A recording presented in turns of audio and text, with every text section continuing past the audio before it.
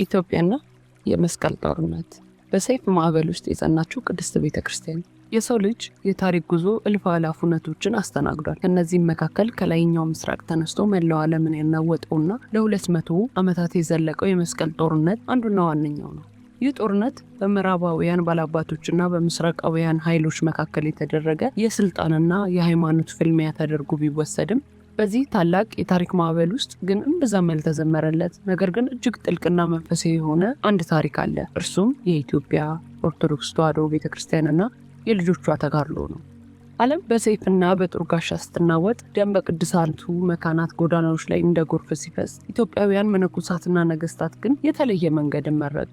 የእነሱ መሳሪያ ሰይፍ ሳይሆን ጸሎት፣ ስልታቸው ደግሞ ግዛት ማስፋፋት ሳይሆን የቅዱስ ስፍራውን ክብር ማስጠበቅ ነበር። ኢትዮጵያ በጂኦግራፊያዊ አቀማመጧ ከጦርነቱ ቀጠና ርቃ ብትገኝም በልቧና በመንፈሷ ግን በኢየሩሳሌም ቅጥር ግቢ ውስጥ ነበረች። ጤና ይስጥልን የሎጊያ ቤተሰቦች፣ በዛሬው መሰናዳችን በመስቀል ጦርነት ዓመታት ውስጥ የነበረውን የኢትዮጵያና የኢትዮጵያ ቤተክርስቲያን ሚና በአራት አበይት ዘርፎች እንመለከታለን።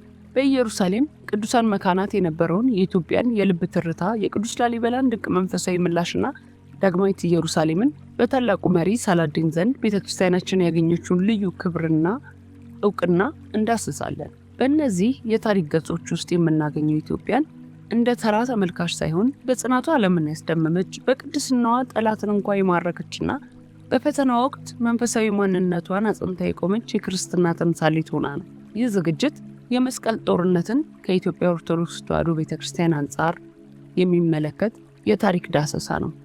አብራችሁን ቆዩ።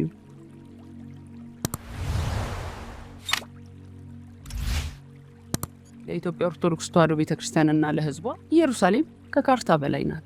እርሷ የሃይማኖት መከታ፣ የቅድስና ማማና የነፍስ ማረፊያ ወደብ ናት። በመስቀል ጦርነት የታሪክ አውድ ውስጥ የኢትዮጵያውያንና የኢየሩሳሌም ቁርጠኝነት ሲታይ ጉዳዩ እንዲሁ በአንድ ወቅት የተከሰተ ዲፕሎማሲያዊ ግንኙነት ሳይሆን ከትውልድ ወደ ትውልድ በደም የተሳሰረ የጽናት ተጋድሎ ነው። ኢትዮጵያውያን ወደ ቅድስት ከተማ የሚያደርጉት ጉዞ የተጀመረው በመስቀል ጦርነት ወቅት ሳይሆን ከዚያም ብዙ ምዕተ ዓመታት አስቀድሞ በንግሥተ ሳባና በንጉሥ ሰለሞን ዘመን እንደነበር የታሪክ ድርሳናት ያረጋግጣሉ።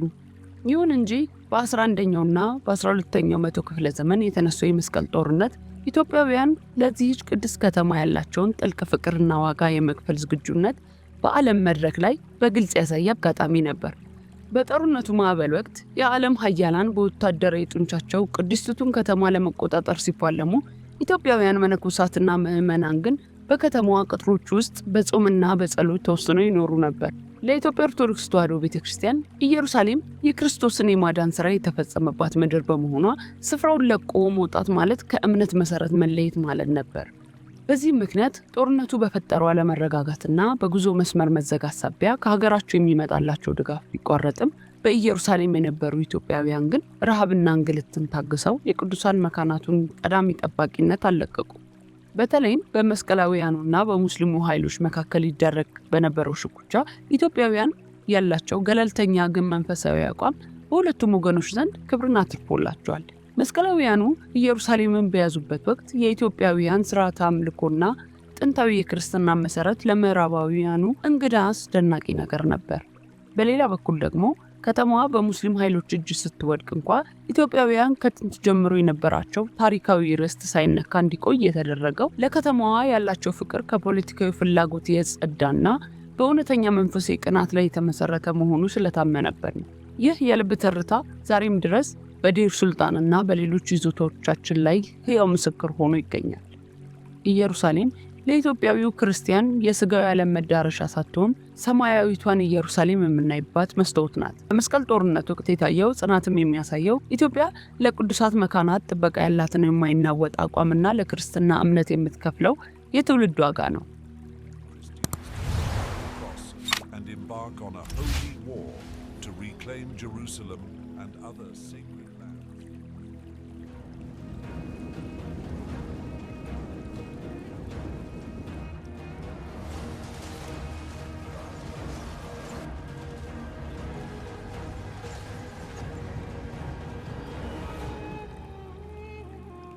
በመካከለኛው ዘመን መገባደጃ ላይ የመስቀል ጦርነት ፋና ወጊ በነበረበት ወቅት ኢትዮጵያ በታሪኳ አይታ የማታውቀውን ታላቅና መንፈሳዊ ፕሮጀክት አስተናግዳለች።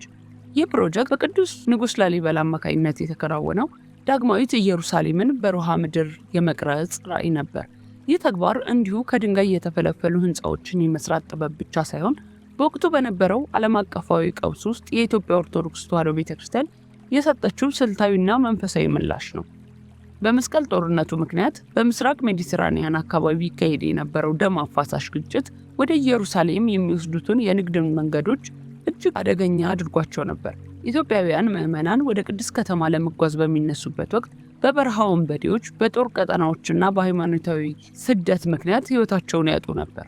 ቅዱስ ላሊበላ ይህንን የምዕመናን ስቃይና የኢየሩሳሌምን በጦርነት መታወክ ሲመለከት ኢየሩሳሌም ወደ ኢትዮጵያውያን ካልመጣች ኢትዮጵያውያን ወደ ኢየሩሳሌም መሄዳቸው መከራ ሆነባቸው የሚል ጥልቅ መንፈሳዊ ቅናት አደረበት። የንጉሱ ራዕይ መለኮታዊ መመሪያን የተከተለ ነበር። በሮሃ ተራሮች ላይ የታነጹት 11ዱ አብያተ ክርስቲያናት የኢየሩሳሌምን መንፈሳዊ ካርታ በኢትዮጵያ ምድር ላይ የገለጡ ናቸው። ይህም በመሆኑ በኢየሩሳሌም ያለውን የዮርዳኖስ ወንዝ የሚተካ ዮርዳኖስ የተሰኘ ወንዝ እንዲፈስ ተደረገ። የጌታችን የመቃብሩና የትንሣኤው ምሳሌ የሆኑት ቤተ ጎልጎታና ቤተ ማርያም ታነጹ። ደብረ ዘይትና ሌሎች ቅዱሳት ስፍራዎች በስምም በግብርም በዚያው ምድር እንዲሰየሙ ሆኑ። ይህ ተግባር በኢትዮጵያ ቤተክርስቲያን ታሪክ ውስጥ ትልቅ ትርጉም አለው። በመስቀል ጦርነቱ ሳቢያ ዓለም በጦር መሳሪያና በኃይል ኢየሩሳሌምን ለመቆጣጠር ሲጋደል፣ ቅዱስ ላሊበላ ግን በሰላምና በሥራ በጾምና በጸሎት መንፈሳዊቷን ኢየሩሳሌምን ወደ ሀገሩ አምጥቷል። ይህ በዓለም የታሪክ መድረክ ላይ ታላቅ ዲፕሎማሲያዊና ሀገራዊ ድል ተደርጎ ይቆጠራል። ኢትዮጵያ የኢየሩሳሌምን በረከትና ቅድስና በገዛ ምድሯ ላይ በማስፈን ምዕመናን ያለ ስጋት አምልኮታቸውን እንዲፈጽሙ አድርጋለች። በተጨማሪም የላሊበላ አብያተ ክርስቲያናት መታነጽ በወቅቱ የነበሩት የእስልምናና የክርስትና ኃይሎች ዘንድ ለኢትዮጵያውያን ትልቅ ግርማ ሰጥቷቸዋል። የህንፃዎቹ ጥበብ ከሰው አቅም በላይ መሆኑና በዓለት ውስጥ መፈልፈላቸው ኢትዮጵያ የእግዚአብሔር ረዳትነት ያላት የማይደፈር መንፈሳዊ ኃይል ያላት ሀገር መሆኗን ለዓለም አሳይቷል። ይህም በመሆኑ በመስቀል ጦርነቱ ወቅት የነበሩ መሪዎች ኢትዮጵያን እንደ ተራ ተመልካች ሳይሆን እንደ አንድ ታላቅና ምስጢራዊ ኃይል እንዲመለከቷት አድርጓል። በአጠቃላይ የቅዱስ ላሊበላ መንፈሳዊ ራዕይ በመስቀል ጦርነቱ ወቅት ለነበረው ክርስቲያናዊ ዓለም ተስፋን የሰጠ፣ ለኢትዮጵያውያን ደግሞ ኢየሩሳሌም በልባችን ብቻ ሳይሆን በምድራችንም አለች የሚል ጽናት ያበረከተ ታላቅ የታሪክ ምዕራፍ ነበር።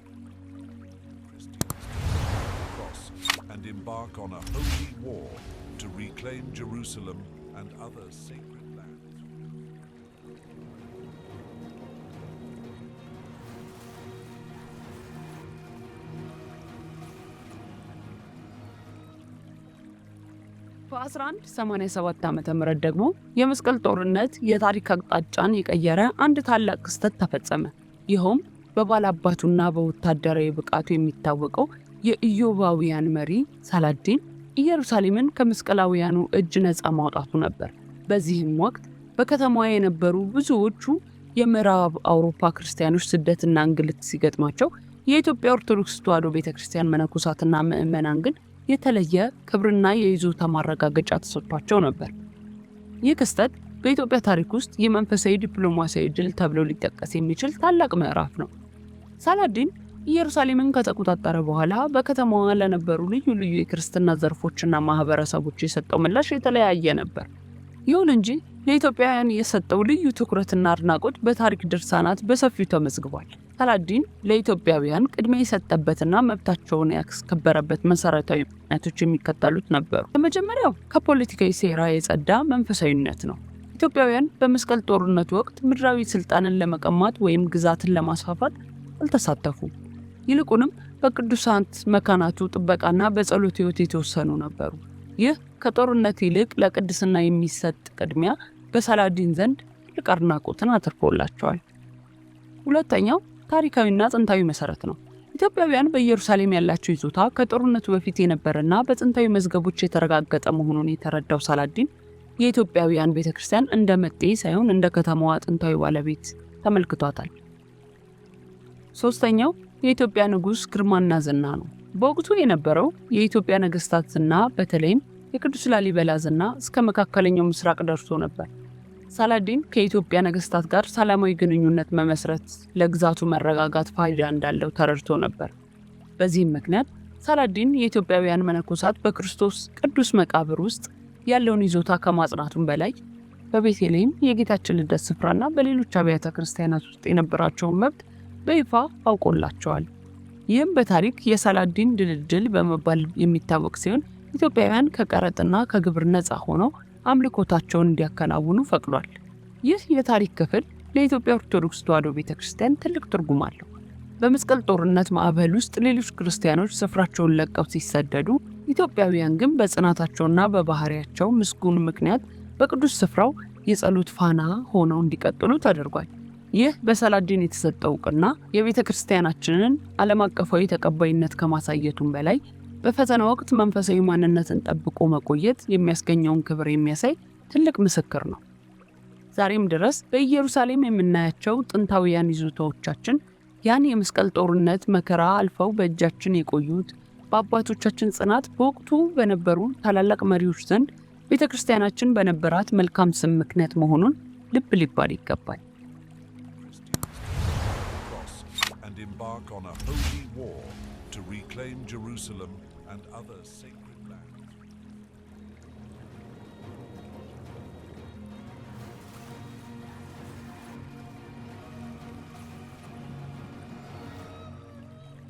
የዛሬው መሰናዷችንን ለማጠቃለል የመስቀል ጦርነት የታሪክ ምዕራፍ ለኢትዮጵያ ኦርቶዶክስ ተዋሕዶ ቤተክርስቲያን የስልጣን ሽኩቻ ወይም የደም መፋሰስ መድረክ ሳይሆን እውነተኛ መንፈሳዊ ማንነቷንና ለቅዱሳት መካናት ያላትን ጥልቅ ፍቅር ለዓለም ያስመሰከረችበት አጋጣሚ ነበር።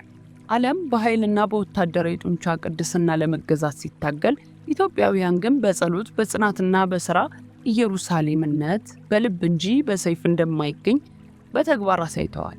ከሮሃ ተራሮች እስከ ጎልጎታ ቅጥር፣ ከሳላዲን ቤተ መንግስት እስከ አውሮፓ ነገስታት የናኘው የኢትዮጵያ ዝና ቤተክርስቲያናችን በፈተና ወቅት ያሳየችው የሞራል የበላይነት ውጤት ነው።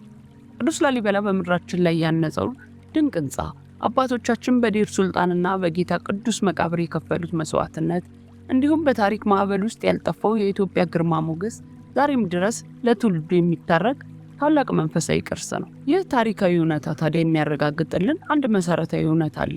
ይኸውም የኢትዮጵያና የኢየሩሳሌም ትስስር በሰው ሰራሽ ጦርነት የሚበጠስ ወይም በጊዜ ሂደት የሚረሳ ሳይሆን በመለኮታዊ ቃል ኪዳን የታተመ መሆኑን ነው። በመስቀል ጦርነት ወቅት የታየው ያ የማይበገረው የኢትዮጵያውያን መንፈስ ዛሬም ቤተክርስቲያናችን በዓለም አቀፍ መድረክ ያላትን የቅድስናና የታሪክ ባለቤትነት አጽንቶ የሚያቆም የጽናት አምድ ነው። ኢትዮጵያ እጆቿን ወደ እግዚአብሔር ትዘረጋለች ተብሎ እንደተጻፈ ያቺ እጆቿን ለጸሎት የዘረጋች ሀገር በትላንቱ የታሪክ ማዕበል ውስጥ አልፋ ዛሬም በክብር ቆማለች፣ ለዘላለምም ትኖራለች። ሰናይ ቀን።